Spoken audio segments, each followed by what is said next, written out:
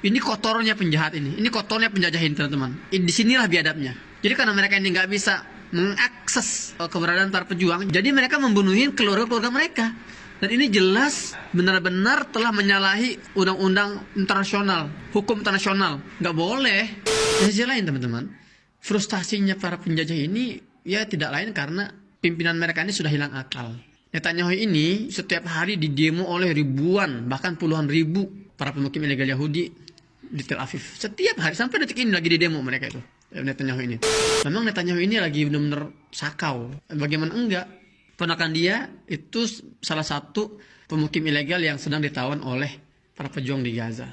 Semua tentara Zionis yang masuk ke Gaza itu mereka menggunakan Pampers. Di antara sebabnya yang saya dengar itu karena ketakutan mereka itu sangat besar. Jadi gampang kencing di celana. Jadi kapan mereka rencananya mau masuk serangan darat? Saya nggak perlu menjawab dengan jawaban dari saya, dengan analisa bertele-tele. Itu sudah ada jawabannya sejak 1400 tahun yang lalu.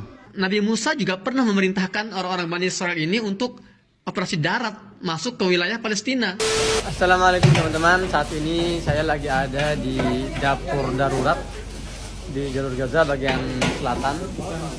Alhamdulillah kemarin kita motong 2 ekor sapi, masing-masingnya beratnya itu 450 kg, dan alhamdulillah hari ini sedang diolah yang sudah matang. Kita lihat ini dagingnya, Insya Allah, dan ini nasinya. Insya Allah siang ini kita akan membagikan 1000 porsi makanan, 1 porsi untuk 3 orang Insya Allah, dan kita akan bagikan, distribusikan di salah satu pengungsian warga di jalur Gaza bagian selatan. Saya ucapkan terima kasih kepada seluruh donatur, lembaga-lembaga yang ikut berkontribusi, berkolaborasi dengan kami untuk program-program di jalur Gaza Palestina.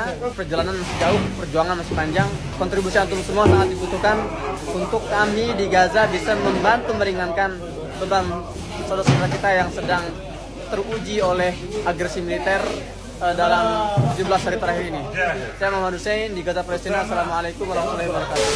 Bismillahirrahmanirrahim. Assalamualaikum warahmatullahi wabarakatuh. Alhamdulillah wassalatu wassalamu ala Rasulillah. Rabbi shrah li sadri wa yassir li amri wahlul 'uqdatam min lisani yafqahu qawli. Rabbana zidna ilma. Teman-teman, apa kabar semuanya? Kembali lagi bersama saya Muhammad Hussein di Gaza Palestina. Hari ke-17 sejak agresi militer Israel ke Gaza semakin brutal. Tadi malam ini mungkin malam terpanas yang saya rasakan dalam 17 hari terakhir. Itu bombardir itu sama sekali nggak berhenti itu. Bam bam. Dan jaraknya dekat-dekat banget dengan posisi rumah saya. Sampai jendela dan pintu itu pecah. Pam gitu loh. Ya Allah.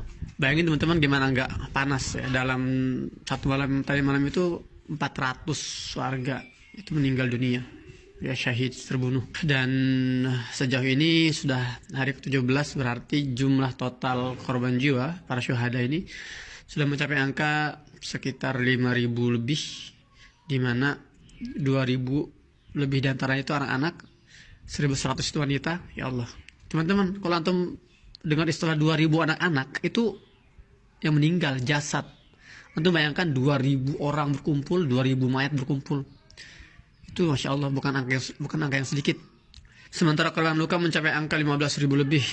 Dan saya mau membawa antum ikut dalam suasana tadi malam. Jadi sepanjang malam saya tuh melek aja kan, ya saya ngetik, kemudian mendengar suara gitu ya, bum, meledak.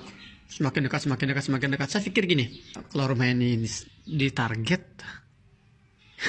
palingan ntar ambruk gitu kan beton atas tuh, ambruk menimpa saya, mungkin kepala saya duluan yang kena atau badan saya yang kena, gimana ya gitu ya. Dan kira-kira apakah saya langsung meninggal atau terluka parah atau gimana, itu yang berkecamuk. Tapi saya pikir ya, kalau memang sudah waktunya ya insya Allah lah kita terima gitu kan. Dan kita berusaha terus, ya la ilaha illallah, banyak-banyak zikir, Masya Allah ya. Benar-benar itu suasananya, bayangin teman-teman, jadi kematian itu depan mata gitu. Kematian di depan mata itu bukan sesuatu yang mudah. Dan ya mungkin saya belum sekuat, ya belum setegar orang-orang Gaza ya, Masya Allah. Mereka benar-benar banyak yang menginspirasi ya, dan saya banyak belajar dari cara mereka menghadapi kematian. Tapi jujur semalam itu benar-benar saya pikir mungkin adalah malam terakhir saya gitu. Dan itu itu bisa menjadi lebih buruk malam ini, karena memang dari malam ke malam akan selalu lebih parah. Dan saya sudah jelaskan di postingan Instagram saya tadi pagi, memang intensitas serangan malam hari itu jauh lebih dahsyat dibandingkan serangan siang hari. Memang itulah sifat Yahudi itu, sengaja mereka itu menyerang malam hari itu biar mentarget mental warga yang sudah lelah seharian lelah bergerak, mencari perlindungan, mencari makan yang sulit ditemukan, mencari air minum bersih yang terpaksa mereka harus mengonsumsi air ledeng. Artinya mereka seorang ayah yang berusaha memberikan makan buat anak-anaknya, seorang ibu yang berusaha menenangkan bayinya di siang hari, di malam hari ketika waktu mereka untuk istirahat, waktu kita untuk istirahat, kemampuan, kesempatan untuk memberikan informasi, berbagi cerita yang saya alami dari dalam jalur Gaza. Karena saya juga paham teman-teman sangat menanti-nantikan semua informasi dari kami di Gaza, karena memang sejauh ini belum ada media di Indonesia atau di dunia yang benar-benar memberikan informasinya secara benar-benar secara objektif gitu ya. Karena banyak narasi-narasi dan kepentingan-kepentingan yang berusaha disampaikan. Ya teman-teman, sekarang saya akan membahas tentang sebetulnya target Zionis ini apa sih? Kenapa mereka membombardir warga sipil? Kenapa mereka membombardir anak-anak dan wanita? Memang ini sekali lagi gambaran depresinya para tentara Israel. Mereka ini sudah tidak memiliki target yang bisa mereka habisi. Mereka mau mentarget para pejuang, ya para pejuang punya sistem keamanan sendiri, nggak bisa disentuh.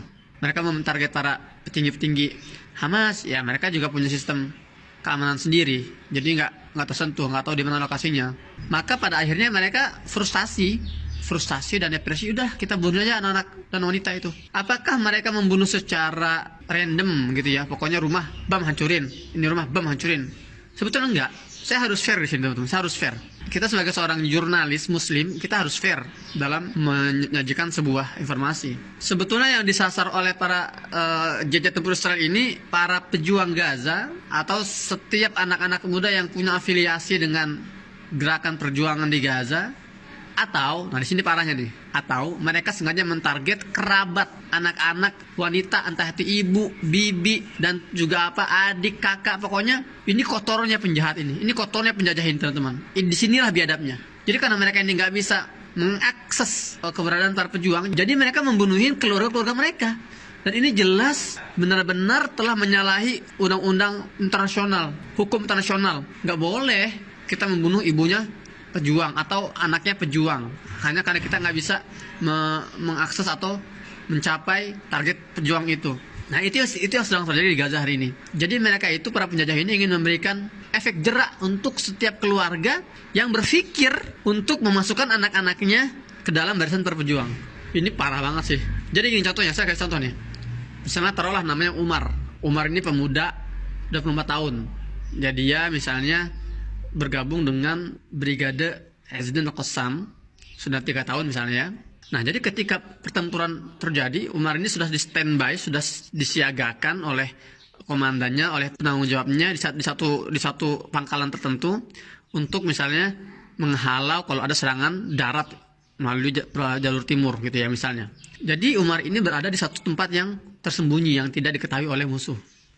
Nah karena musuh ini dia nggak bisa menjangkau si Umar ini, akhirnya dia tuh apa? Target rumahnya si Umar. Ibunya, ayahnya itu dibunuhin, bam. Adik-adiknya, keluarga semua dibunuhin. Nggak cuma keluarganya, mereka juga mentarget kadang tetangganya dan sepupu-sepupunya, kerabat-kerabatnya. Orang yang nggak ada kaitan dengan Umar pun itu ditarget. Jadi mereka ingin memberikan pesan pada masyarakat Gaza, jangan kalian coba-coba mendaftarkan anak kalian atau membiarkan mereka bergabung dengan kelompok ini. Hei kalian, kalau kalian punya tetangga yang bergabung dengan kelompok ini, maka hati-hati kalian akan jadi target. Jadi separah itu, sebiadab itu tindakan mereka. Itu sudah di luar nalar itu. Jadi mereka itu berusaha untuk membuat para pejuang ini seperti apa ya istilahnya, patah semangat gitu ya. Sedang berjuang di depan, di garis depan, sedang berhadapan dengan musuh, dan mendengar kabar semua keluarganya meninggal. Makanya kalau kita lihat polanya teman-teman, serangan-serangan udara Zionis ini ketika membombardir sebuah wilayah, itu dia membombardir satu gedung penuh. Jadi satu gedung itu biasanya ada 10 sampai 12 flat, hancur semua. Setiap flat, setiap rumah itu ada sekitar 7-8 orang. Bayangkan, coba antum kalikan deh. Jadi memang ini genosida